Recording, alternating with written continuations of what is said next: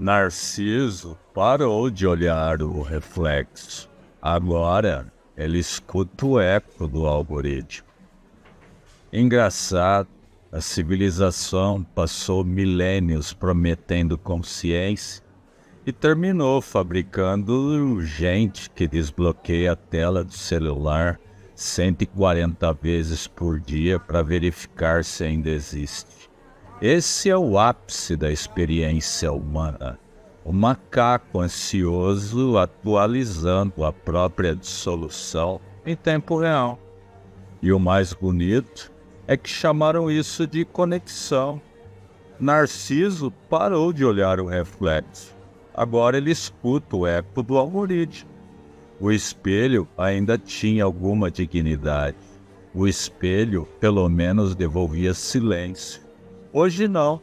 Hoje existe um sistema inteiro organizado para impedir qualquer encontro minimamente honesto entre o sujeito e o próprio vazio.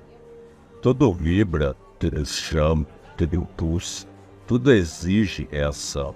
O algoritmo não quer inteligência, quer permanência, quer dedo cansado, deslizando numa tela às 3 da manhã, enquanto o corpo lentamente apodrece.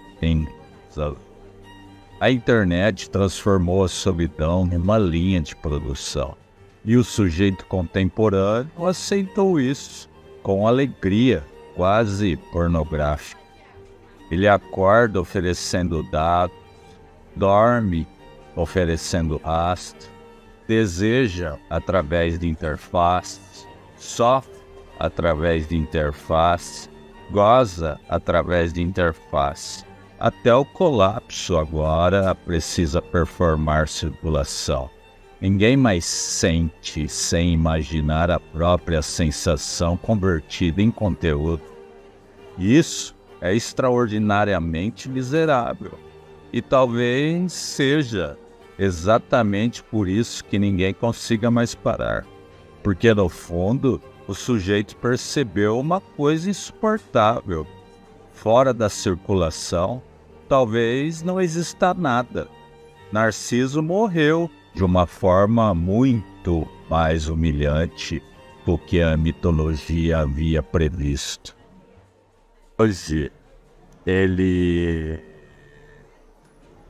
não se afogou no reflexo. Ele virou funcionário da própria imagem. Timeline virou escritório emocional. Todo mundo trabalhando gratuitamente para alimentar sistemas que transformam a angústia em retenção de atenção. Você acha que está usando a rede social. A rede social está usando sua exaustão como combustível estatístico. E o mais perverso, ninguém obrigou, ninguém. As pessoas entregaram espontaneamente o próprio sistema nervoso em troca de microdoses de validação algorítmica. Curtida, visualização, comentário, a metafísica inteira da existência reduzida a pequenos estímulos dopaminérgicos, organizado por empresas que conhecem mais sobre seus do que você mesmo. Freud provavelmente fumaria em silêncio, olhando para tudo isso, porque o problema nunca foi a repressão pura. O problema era descobrir o que o sujeito faz quando recebe liberdade suficiente para participar voluntariamente da própria captura. E a resposta apareceu. Ele produz excessos, excesso de imagem, excesso de opinião, excesso de exposição, excesso de presença. O capitalismo percebeu uma coisa genial. O sujeito cansado consome mais, muito mais. Então criaram um modelo social baseado em hiperestimulação. Tudo precisa aparecer, tudo precisa circular, Tudo precisa ser imediatamente compartilhado. A experiência deixou de ser experiência e virou demonstração pública de funcionamento objetivos. E talvez seja isso que destrua lentamente qualquer possibilidade de interioridade. Porque pensar exige atraso, desejo exige falta. Mas a plataforma odeia o vazio. O algoritmo entra imediatamente para preencher qualquer intervalo antes que o sujeito encontre alguma coisa minimamente intolerável dentro de si. Então, ninguém mais espera, ninguém mais suporta o silêncio, ninguém mais suporta a ausência. As pessoas confundem anestesia com felicidade e chamam isso de evolução tecnológica. O corpo sente, mesmo quando o discurso finge que não. Olhos queimando, mandíbula tensionada, insônia, ansiedade difusa, fadiga sem nome, uma civilização inteira funcionando em estado de leve colapso neurológico, enquanto posta frases sobre produtividade, positividade e autocuidado. Isso teria feito com que o autor do Breviário da Decomposição, Cioran, risse por umas 4 horas seguidas, porque existe algo profundamente cômico no sujeito contemporâneo. Ele está completamente destruído, mas continua administrando cuidadosamente a estética da própria ruína.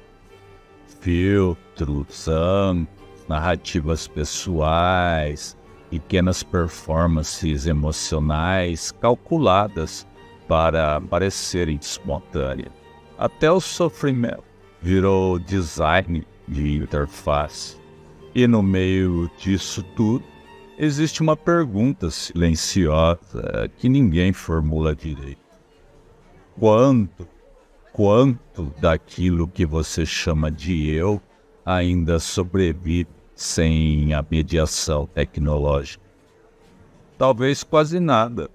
Talvez o sujeito contemporâneo tenha terceirizado a própria percepção.